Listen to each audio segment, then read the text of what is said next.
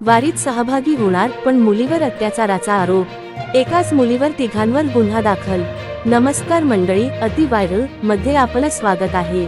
आषाढी वारी ही श्रद्धा, भक्ती आणि सामाजिक एकतेचं प्रतीक। लाखो वारीकरी दरवर्षी पंढरपूरच्या दिशेने विठोबाच्या दर्शनासाठी निघतात, पण यंदाच्या वारीला काळीमा फासणारी एक धक्कादायक घटना समोर आली आहे।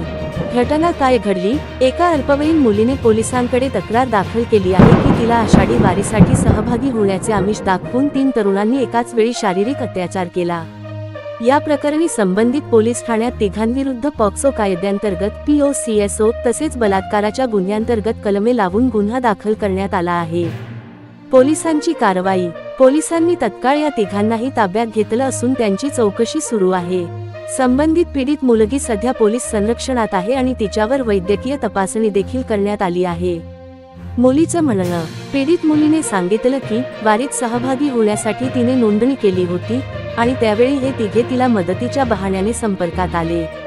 त्यांच्या ओळखीवर विश्वास ठेवून ती त्यांच्या सांगण्यानुसार गेली, मात्र तिथे तिला अडवून तिच्यावर शारीरिक अत्याचार करण्यात आला।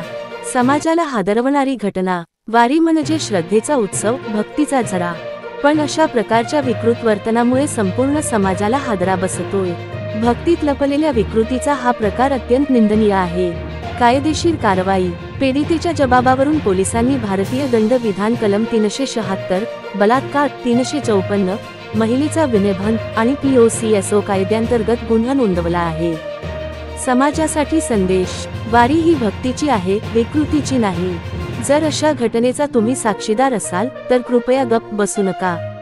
पोलिसांना माहिती द्या, पीडितेला न्याय मिळवून द्या। मित्रांनो, अशा बातम्यांनी आपलं मन हेलावून जातं। कृपया ही माहिती जास्तीत जास्त लोकांपर्यंत पोहोचवा। आपण अति व्हायरल च्या माध्यमातून अशाच बातम्या तुमच्यापर्यंत पोहोचवत राहू।